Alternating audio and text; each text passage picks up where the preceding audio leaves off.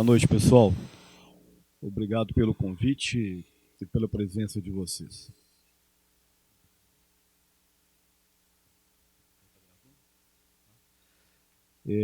Como é de costume, né, nós estamos estudando a sequência do livro Vinha de Luz. A proposta desse estudo ele está dentro da proposta do Espiritismo no Brasil, né, que surgiu com Chico Xavier, principalmente. E esse livro é de autoria do espírito de Emmanuel. O Emmanuel ele tem essa característica, né, de trabalhar o Evangelho no seu cotidiano, no nosso dia a dia, né? Daí foi chamado de o Evangelho redivivo, ou seja, o Evangelho contextualizado, né, atualizado para nós no nosso dia a dia. Então o Emmanuel tem essa característica de interpretar o Evangelho à luz do Espiritismo, dando a ele um caráter de contextualização, ou seja, trazendo essas mensagens para o contexto atual das nossas vidas, das nossas relações. Pois bem, então nesse livro, nós estamos aqui na lição número 31, que o Emmanuel, que é o autor da lição, intitulou de ânimo forte. Ele está falando naturalmente para nós, né? Para que nós tenhamos o ânimo forte.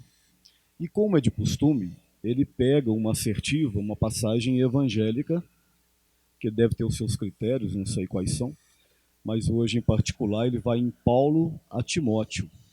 Então ele pega essa passagem, que está lá em Paulo, Timóteo, e traz para o nosso contexto, traz para o nosso dia a dia, dando a essa lição, como eu já disse, um caráter espírita. Por que eu digo um caráter espírita? Por que é diferente de um caráter católico, ou protestante ou evangélico, né? No contexto do evangelho não há muita diferença, né? A palavra do evangelho ela cabe dentro de qualquer interpretação, em qualquer exegese religiosa. Mas quando eu falo caráter espírita, é porque inegavelmente o espiritismo traz para nós alguns conhecimentos que até então não eram esclarecidos, como, por exemplo, a temática da reencarnação, a temática do corpo espiritual, a temática do sofrimento ou das alegrias, né, que acometem ou nos premiam a vida. Então, tudo isso, né, todas essas novidades que o Espiritismo trouxe, essas novidades são aproveitadas pelos autores espíritas na interpretação do Evangelho, né? Na questão religiosa, temática religiosa, na temática ética e moral, não muda muita coisa das interpretações das outras religiões. Mas na temática do entendimento dos conceitos espíritas, aumenta muito, dilata muito o nosso entendimento e a nossa compreensão. Nessa passagem aqui, Paulo diz assim a Timóteo, né? Porque Deus nos deu o espírito do amor, da fortaleza e da moderação. Lembrando a vida de Paulo, né? Então, que está sendo objeto de estudo aqui dessa noite, Paulo teve uma vida muito interessante, na maioria de nós aqui conhecemos, né? A chamada conversão de Paulo foi um fato muito interessante, porque Paulo ele era um judeu ortodoxo, né? Um estudioso das leis dos antigos profetas judaicos. E quando surgiu o movimento do cristianismo, ele, assim como os outros, entenderam que o cristianismo nascente ele era uma afronta ao judaísmo, né? Que ele seria um rompimento dos princípios do judaísmo, quando na verdade foi o contrário disso. Jesus até diz o seguinte: eu não vim destruir a lei dos antigos profetas, mas sim fazer cumpri-las. Então Jesus não veio destruir o judaísmo, pelo contrário, ele veio ampliar a percepção religiosa do judaísmo, que tinha se perdido nos mesmos problemas que outras religiões se perderam, que é no princípio da soberba, do ego, né? O judaísmo, na sua essência, é uma religião tão maravilhosa como o próprio cristianismo, quanto o próprio espiritismo. Mas os homens, com o passar do tempo, foram desviando o judaísmo do seu princípio, da sua essência, por causa do orgulho, da vaidade, do poder, das posses, da dominação, da exteriorização, que afasta naturalmente as pessoas da essência de uma religião. Isso aconteceu depois com o próprio cristianismo, né? Quando construiu-se uma casta de hierarquias, uma casta de poder, desviou-se da essência da mensagem do Evangelho. O Espiritismo vem, dentro de uma análise religiosa, olhar para isso, buscando entender aquilo que verdadeiramente interessa na mensagem de Jesus, que é a mensagem da ética cristã, né? É isso que interessa para nós. O que Jesus quis dizer? O que a palavra do Cristo pode nos auxiliar no momento de vida que eu estou passando? Então, isso que interessa. O caráter histórico, cultural, é muito importante para os observadores, para os historiadores, para os homens, os teólogos, né? Homens e mulheres, mas o que importa para nós saber é o caráter ético, o caráter moral. Inclusive, no livro Evangelho segundo o Espiritismo, quando Allan Kardec fala sobre essa questão, ele diz que, basicamente, o Evangelho ele tem algumas subdivisões importantes. Os atos comuns da vida do Cristo, as palavras que deram origem aos dogmas e às brigas entre as religiões, e o ensino moral de Jesus. Desses três aspectos, qual que é o mais importante? Nós sabemos, o ensinamento moral de Jesus. Os outros, que foram motivo de tanta discórdia, de tanta briga, de tanta confusão, inclusive de muitas perseguições, mortes, assassinatos, endividamentos kármicos, né? Isso não faz mais sentido. Então é por isso que o objetivo da obra espírita, no que tange a questão religiosa, é basear-se nos ensinamentos de Jesus, na ética, na moral de Jesus. O resto é importante? É, mas para os historiadores, para os teólogos, né, se o Santo Sudário de fato existiu ou não existiu, se ele é verdadeiro ou se ele não é verdadeiro, isso é uma questão de segundo plano. Isso não nos interessa no primeiro momento. O que interessa, como Emmanuel diz, é a mensagem do Evangelho e que ela possa se aplicar no nosso cotidiano. E aí o Emmanuel então vem se dissertando, estava falando sobre Paulo, né? Acabou que eu me desviei. Paulo então ele viu o movimento do cristianismo como uma afronta, né? E ele, como era ortodoxo, né, como ele estava dentro dessa cultura de preocupações exteriores e tal, de títulos, ele partiu para um movimento de perseguição dos cristãos. Tem um livro chamado Paulo e Estevão, também do Emmanuel, que explica toda essa história de forma muito clara e objetiva, e é muito bonito, inclusive, o livro é maravilhoso. Então, Paulo, ele vai à caça dos cristãos, dos primeiros cristãos, aquele movimento nascente da igreja, e começa a perseguir, né, e a matar os cristãos. Estevão, Ananias, né? E aí ele vai até Damasco, porque ele ficou sabendo que lá tinha um cristão chamado Ananias, que tinha fugido de Jerusalém, e que esse cristão estava criando muitos adeptos do chamado cristianismo, e que ele teria que ser combatido, preso, julgado e muito provavelmente morto, como também foram outros. Chegando à porta de Damasco, conta-se a história, né, que ele caiu do seu cavalo, e ao cair do cavalo ele bate a cabeça, e ele acorda depois, e ao acordar ele vê uma imagem que entende-se que foi Jesus, e que Jesus aparece para ele, né, e pergunta para ele, né, Saulo, por que tu me persegues? Né? Saulo da cidade de Tarso, né? Saulo, que quer dizer o grande, né? E Paulo é o inverso, o pequeno, né? Aí começa a grande conversão de Paulo. Ele muda de lugar, né? Converter, ele converte totalmente a sua visão de mundo, sua visão religiosa. Então ele entende que o cristianismo é uma verdade e que ele, na verdade, não deveria perseguir os cristãos, mas sim difundir o cristianismo. Naturalmente, nesse processo, ele é perseguido, claro, porque ele vai afrontar também o Sinédrio, né? E a história dele se desenrola a partir daí, a gente conhece muito bem, a história é também maravilhosa, até que ele é preso em Roma. E ao viajar por toda a parte ali do Oriente Médio, ele vai até a Grécia, inclusive, ele sobe para o Mediterrâneo, vai para a Europa, né? Vai para a Itália, vai ali para a região onde hoje é a Turquia, né? E por onde ele vai passando, ele vai difundindo pequenos núcleos religiosos, por isso ele é chamado de apóstolo dos gentios. Gentios eram todos aqueles que não eram judeus. Quem não era judeu era gentio. Então ele vai a esses lugares fundando esses pequenos núcleos religiosos, difundindo a palavra do cristianismo, a palavra do Cristo, e quando ele chega em Roma, depois de alguns anos, ele é preso em Roma. Estando preso em Roma, ele se torna. Ele não consegue fazer esse apostolado dele. Aí ele começa a escrever as famosas cartas de Paulo, né? E tinha os seus emissários que então passavam e vão nos lugares que ele foi outrora.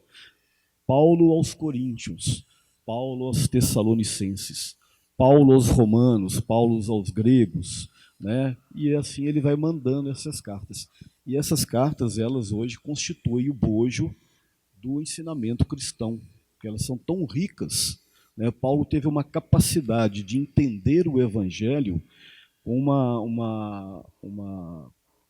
uma clareza absurda, né? Dizem, né, inclusive esse livro Paulo e Estevão, o Emmanuel diz que o tempo todo ele é apoiado pela espiritualidade, né? Não foi só sua capacidade intelecto-cognitiva, não, foi naturalmente todo o movimento espiritual. Aliás, a missão de Paulo, vindo do mundo espiritual para o mundo físico, foi toda acompanhada da espiritualidade nesse sentido. Ele já veio com a missão de ser o grande divulgador do cristianismo, né? O sistematizador do cristianismo. Então, vamos à lição. Não faltam recursos de trabalhos espirituais a todo irmão que deseja reerguer-se, aprimorar-se, elevar-se. Não faltam recursos de trabalho espiritual. Muitas vezes nós nos queixamos, né? E nós não temos oportunidades de reerguermos, porque todos nós aqui temos momento de quedas. Isso faz parte da nossa evolução, uns mais, uns menos. Vai ser difícil achar algum de nós que estamos aqui que vem numa trajetória de equilíbrio desde quando nasceu, ou desde quando cresceu. Não. Nós temos pessoas, inclusive eu, que em alguns momentos da nossa vida a gente atinge um nível de conhecimento, de espiritualidade, mas não quer dizer que nós não sejamos passivos de quedas. Pelo contrário, quando você adquire um nível de conhecimento espiritual, a possibilidade de queda moral, ela aumenta. Por quê? Porque as forças do mal vão trabalhar no sentido de nos derrubar. E quem são as forças do mal? Não são só os espíritos desencarnados, é principalmente aquele mal que ainda mora dentro de mim, né? As nossas lacunas, as nossas quedas do passado, os nossos desafios kármicos, as nossas dívidas kármicas, elas permanecem conosco. Então, quando você, né, começa a seguir uma trajetória de espiritualidade, naturalmente não vão faltar espíritos encarnados e desencarnados para te trazer a derrota. Porque sabe que você também tem as suas mazelas, as suas lacunas, né? Só lobos caem em armadilha de lobos, né? Infelizmente, nós ainda somos um pouco lobo, né?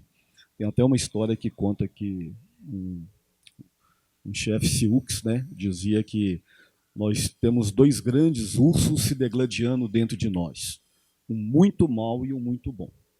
Aí perguntaram para ele, qual que vence a batalha? Aquele que eu alimento mais.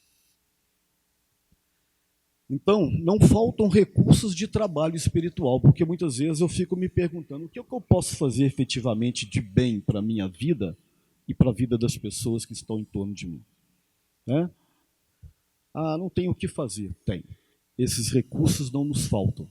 O que nos falta, na verdade, muitas vezes, é sair da ociosidade, da condição de comodismo.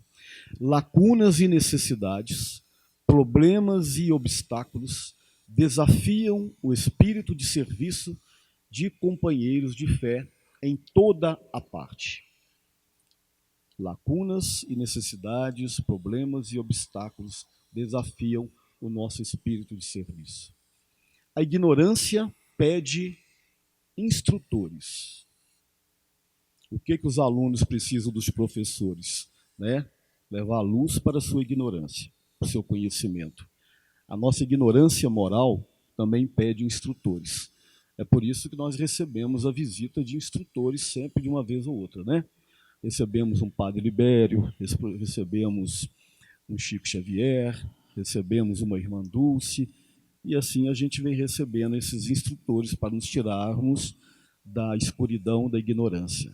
A dor reclama enfermeiros. O desespero suplica orientadores. Onde, porém, os que procuram abraçar o trabalho, onde estão, porém, os que procuram abraçar e o trabalho de amor por servir ao próximo? Onde estão essas pessoas? Ele pergunta. Existe uma demanda de assistência, eu não estou falando só na área social e assistencial, não. Estou falando na área emotiva, psicológica, né, enorme em volta de nós. Dentro das nossas casas, nas nossas famílias, no nosso círculo de amizade. Né? Existe uma demanda de fraquezas, de busca, de amparo, de orientação, né? E também, claro, fisicamente falando, do ponto de vista material. Essa demanda, ela é grande. Então, o que ele está perguntando aqui é o seguinte: aonde estão os orientadores, aonde estão os educadores, aonde estão os enfermeiros para auxiliar essa turba de sofredores? Está por aí, né? E parece que cada vez só até piora isso, né? Aonde estão esses trabalhadores? Porque o Cristo, ele tem toda essa demanda, porque o trabalho dele de renovação espiritual do planeta, ele não vai fazer isso sozinho do plano espiritual. Ele precisa de intermediários, ele precisa de trabalhadores. E quem são esses trabalhadores? Somos nós. Somos todos nós. Todos aqueles que seguirem o meu chamado serão chamados de meus discípulos. Aí você pode dizer, Alexandre, mas quem sou eu para ser chamado de discípulo de Jesus? É muita audácia, né? Vocês acham que quando Jesus chegou lá em Belém, há 2000 anos atrás, e quando ele já estava crescido, começou o seu apostolado, ele escolheu lá aqueles 12 homens, né, ou 13, né, porque eu acredito que Maria de Madalena era uma discípula também, uma apóstola, né? Ela foi tirada meio escanteada da história por ser mulher, infelizmente. Mas vocês acham que ele escolheu as pessoas mais espiritualizadas? Você acha que ele pegou 12 Chico Xavier ou 13 Chico Xavier? Não, pegou pessoas simples. Tanto que eles faliram em alguns aspectos. Judas o entregou, Tomé o negou, Pedro o negou, perdão. Tomé desconfiou, Judas o entregou. Eram espíritos tão falíveis quanto nós mesmos. Então, quando Jesus diz que todo aquele que professa o meu amor é o meu discípulo, ele está fazendo a coisa certa. Porque todo aquele que entende a mensagem de Jesus, seja ela vinda através do espiritismo, do catolicismo, do protestantismo, do budismo ou qualquer outra corrente do bem, a partir do momento que a pessoa entendeu a mensagem e ele se colocou a trabalhar por ela, ele é um discípulo de Jesus, também falível de problemas, de quedas, como todos nós somos, como eles também foram. Então, essa passagem é significativa para a gente entender que Jesus entende muito bem a condição nossa moral. Ele entende, inclusive, a condição moral daqueles que se dispõem a trabalhar dentro das fileiras espíritas ou cristãs. Certa vez, eu entrei num processo de culpa e achei que eu tinha que me afastar do espiritismo. Cheguei à conclusão que eu não tinha a moral devida para estar aqui fazendo palestra. Aí um companheiro chegou para mim, perguntou por que eu não estava indo mais e tal, e eu peguei e falei com ele, olha, eu preciso me melhorar primeiro, as minhas mazelas, para depois eu me sentir verdadeiramente apto para esse trabalho. Aí ele me disse uma coisa interessante. Ele diz assim, ó, se todo mundo tivesse a sua análise e esse rigor, não vai ter ninguém para subir aqui nesse púlpito. Né? E refletindo, eu cheguei à conclusão que, de fato, ele tem razão. Então, todos nós aqui somos falíveis. E a palavra é colocada para todos nós. Como ele mesmo disse, né? Eu não vim para os sãos, eu vim para os doentes. Eu não vim para aqueles que já estão espiritualizados, que já estão equilibrados, esses já se curaram. Eu vim para aqueles que são doentes, para aqueles que sofrem, para aqueles que vacilam, para aqueles que repetidamente repetem os seus erros e as suas quedas. Né? Então, sigamos. Então, ele faz essa pergunta, né? Onde estão aqueles que procuram abraçar o trabalho de serviço? Eu não estou os achando. Com raras exceções, observamos, na maioria das vezes, a fuga, o pretexto, o retraimento. A gente sempre coloca uma desculpa. Ah, hoje eu não vou no centro, porque hoje tem um cruzeiro, hoje tem um atlético, hoje não sei o quê, hoje tem uma festa da família. Ah, eu não vou lá no Hospital do Câncer, porque eu não gosto daquele ambiente, é um ambiente muito triste, muito pesado, né, Luiz? Ah, eu não vou lá no centro espírita trabalhar, porque eu não sou nem espírita, eu sou católico, eu sou evangélico, o que eu vou fazer lá? Eu não vou lá na igreja, na pastoral da igreja católica, porque eu não gosto daquele padre, ele é comunista, não gosto dele. Então a gente sempre coloca desculpas para o trabalho que o tempo todo se apresenta para nós. Aqui há de responsabilidade, aqui há temor de responsabilidade, uns têm temor de responsabilidade. Ah, não, eu não posso assumir essa responsabilidade, é muito para mim. Eu não posso ser um orador, é muita responsabilidade. Eu não posso ser um trabalhador lá do acolhimento fraterno, é muita responsabilidade. Pensando assim, não vai ter ninguém para fazer o trabalho que precisa ser feito. Aí eu não posso trabalhar com os drogadiços, porque é muita responsabilidade. Então a gente tem esse temor. Ali, receios de críticas. Muitos nós receamos as críticas. O que será que eles vão pensar? O que será que minha esposa vai dizer? O que será que os meus amigos vão dizer que eu estou frequentando o centro espírita? Será que eles vão me chamar de macumbeiro? Muitos de nós nos preocupamos com isso. O que o outro vai dizer? Meus amigos, se o trabalho é por bem, não há crítica que nos atinja. Acolá, pavor de iniciativa e a benefício de todos. Como poderá o artista fazer ouvir a beleza da sua melodia se lhe foge os instrumentos? Como que o artista que toca, por exemplo, um violino, um piano, um violão, poderá fazer valer a sua técnica, a sua arte, se ele não tem um instrumento? Como poderemos nós, com as nossas qualidades, que todos nós a temos, expor as nossas qualidades se nós não temos os instrumentos, se nós renegamos os instrumentos? E quais são esses instrumentos? O trabalho efetivo do bem. Né? Os instrumentos estão disponibilizados, mas muitas vezes eu não quero tocar naquele instrumento. Para colocar para fora o quê? As nossas qualidades. E todos nós aqui a temos. Lembram da parábola dos talentos? O Senhor chamou 3 de seus servos, deu a um talento, a outro 5 talentos, a todos 10 talentos. Um enterrou, o outro multiplicou por 10, o outro multiplicou por 20, enfim. Todos nós temos talentos, todos nós temos talentos. Quais sejam, cada um tem o seu.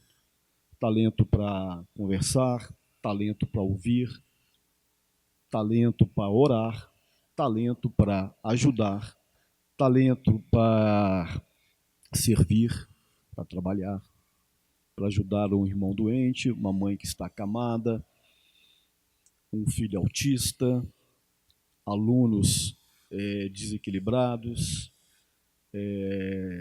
funcionários também que tenham dificuldades, enfim. Se a gente observar no nosso cotidiano, desde o momento que a gente amanhece, nós vamos ver inúmeras oportunidades, inúmeros instrumentos de potencializar os nossos talentos. Se, ao contrário, eu prefiro fazer como o primeiro servo da parábola, que falou assim, eu vou enterrar esse talento aqui, o dia que o meu Senhor voltar, eu vou devolver para ele, está aqui o seu talento. E não é isso que Deus quer de nós. Né? Ele nos deu os talentos e nós devemos multiplicar os nossos talentos. E como se multiplica os talentos? Naturalmente fazendo o bem. Né? E o bem, gente, ele está em atos que aparentemente são muito simples. Né? Por exemplo, um bom dia, uma boa tarde, como é que vai? Como é que está você? Como é que está sua mãe? Como é que você tem passado? Você quer conversar comigo? O que você tá precisando de me ouvir? Você está precisando de um ombro amigo? São coisas que aparentemente simples, mas que a espiritualidade muitas vezes precisa de nós para sermos os instrumentos deles para poder ajudá-los. A espiritualidade, quando quer ajudar alguém que está necessitado, ela usa o instrumento que ela tem nos seus caminhos. E esses instrumentos somos nós. Tem uma fala do André Luiz interessante, ele foi um médico, né, quando, na última encarnação, e ele, lá no mundo espiritual, observando os acontecimentos daqui do mundo físico, né, ele foi num hospital e viu ali todo aquele ambiente hospitalar, e percebeu que toda cirurgia, todo atendimento médico tem uma equipe médica espiritual trabalhando. E aí o mentor disse para ele, olha, está vendo aquele médico ali? Aquele médico, ele ora. Está vendo como é que o trabalho é muito mais efetivo? A comunicação, ele é muito mais perceptivo? É verdade. Aquele não, aquele ali tem dificuldades. Mas mesmo assim, é o instrumento que nós temos. Aí ele diz, se os médicos orassem, o tanto que facilitaria o trabalho da espiritualidade. Aí eu digo para nós, se nós orássemos de coração. Né? Quando você for fazer uma visita no hospital, por exemplo, quando você for fazer uma visita a um asilo, né? Dia desse eu fui visitar uma pessoa no asilo e acabou que eu passei a tarde toda lá nesse asilo. Cheguei logo, me deu uma sensação ruim, né? Nossa, que ambiente triste aqui. Um ali no respirador, o outro acamado, todo contorcido. A pessoa que eu fui visitar, inclusive, nem lembrou mais de mim. Mas depois de umas 3, 4 horas ali naquele ambiente, eu saí de lá espiritualmente renovado. Porque quando você vai aos sofredores, e quando você faz instrumento da espiritualidade, intermédio da espiritualidade, o primeiro a receber a graça é você mesmo. Aí depois o que está do outro lado recebe também. Ou seja, todos nós nos aproveitamos. Então ele diz, né, como poderá o artista ouvir a beleza da melodia se lhe foge o instrumento? Neste caso, temos em Jesus o artista divino em nós outros, encarnados e desencarnados, os instrumentos dele para a eterna melodia do bem no mundo. É o que eu acabei de falar para vocês. Né? Olha que frase bonita. Temos em Jesus o artista divino em nós outros. Somos discípulos dele, somos intermediários dele, sim, se nós assim o quisermos. Encarnados e desencarnados. Porque existe uma parceria de trabalho entre nós encarnados e os espíritos desencarnados. Não só naqueles que são os nossos mentores, mas naqueles também que estão em sofrimento, precisando serem auxiliados. os instrumentos dele, do Cristo, para a eterna melodia do bem no mundo. Então ele iniciou a sua obra quando ele aqui esteve, mas a continuação da sua obra de regeneração do planeta está a nosso cargo. Está a nosso cargo. E o que nós devemos menos nos preocupar é com qual título religioso eu me coloco. Se é como cristão, como espírita, como evangélico, isso pouco interessa. O que interessa é que se nós estamos nos colocando e nos disponibilizando como instrumentos do trabalho da renovação e da regeneração do mundo. Se almejarmos o coração em medo de trabalharmos, se algemarmos o coração ao medo de trabalhar em benefício coletivo, como encontrar serviço feito que tranquilize e ajude a nós mesmos? É o que eu falei. A melhor maneira de nos ajudarmos é auxiliarmos o próximo. Como recolher felicidades que não semeamos em encalhar dons de que nos afastamos suspeitosos? Então, se chega a oportunidade, eu afasto, eu penso assim, não, isso não é para mim, isso eu não vou lá no centro espírita, estão precisando de gente para auxiliar lá na distribuição de cesta, mas não dá para mim, eu vou para o sítio que é melhor, lá não é o meu lugar, não é lá no Hospital do Câncer, não é não sei na onde, a gente vai se afastando. E ao nos afastar, nós nos isolamos. Nos isolando, naturalmente, nós deixemos de ser beneficiados também. Aí, sabe quando que nós vamos buscar ajuda? Quando a dor bater na nossa porta. Porque a ociosidade produz espíritos ociosos. Espíritos ociosos produzem espíritos doentes, que mais cedo ou mais tarde vão bater na porta da espiritualidade ou da casa espírita para pedir ajuda. Então, a melhor estratégia, segundo dizem, é que nós nos coloquemos à disposição do trabalho. Porque assim, além de ajudar o próximo, estamos ajudando a nós mesmos. Onde esteja a possibilidade de sermos úteis, avance de ânimos fortes e resolutos, sempre para frente, positivamente. Isso é muito importante. Uma vez eu fui fazer um trabalho de voluntariado ali no Hospital do Câncer, né? E tinha uma senhora lá que o objetivo dela era ajudar. Ela era muito disponível. Mas ela chegava para os pacientes e falava assim, e aí, fulano, como é que você está? Estou mais ou menos. O que você tem? Não, estou com um problema no coração. Mas que bom. Quem que é o seu médico? É o doutor fulano de tal. Ih, esse troca de médico, que isso aí não é muito bom, não. Então, assim, ela tinha a disponibilidade de ajudar, mas, enfim, ela estava muito mais atrapalhando. Mas acabou que eles colocaram ela dentro de um outro lugar lá que ela foi útil. Construindo bem, ainda que defrontados pela ironia, como eu falei para vocês, como me tornei espírita, ainda hoje eu ouço muita ironia, de parentes, de amigos. Uma vez uma pessoa falou assim, o Alexandre agora encontrou Jesus. A gente estava numa festa de aniversário, debochando, achando que aquilo ia me atacar. Na verdade, eu fiquei feliz, não tem toda a razão. Eu encontrei Jesus mesmo, graças a Deus. Ainda que defrontados pela ironia, pela frieza ou pela ingratidão. Por quê? Conforme a palavra iluminada do apóstolo dos gentios, Deus não nos deu o espírito do temor, nem do fracasso. Ele nos deu o espírito da fortaleza, do amor e da moderação. Esse espírito da fortaleza, do amor e da moderação, ele está dentro de cada um de nós. E quanto mais nós trabalhamos e quanto mais nós ajudamos, mais esse espírito de colaboração, de fortaleza, de amor e de moderação, ele se multiplica. como está na parábola dos talentos. Bom, meus amigos, nosso tempo se esgotou.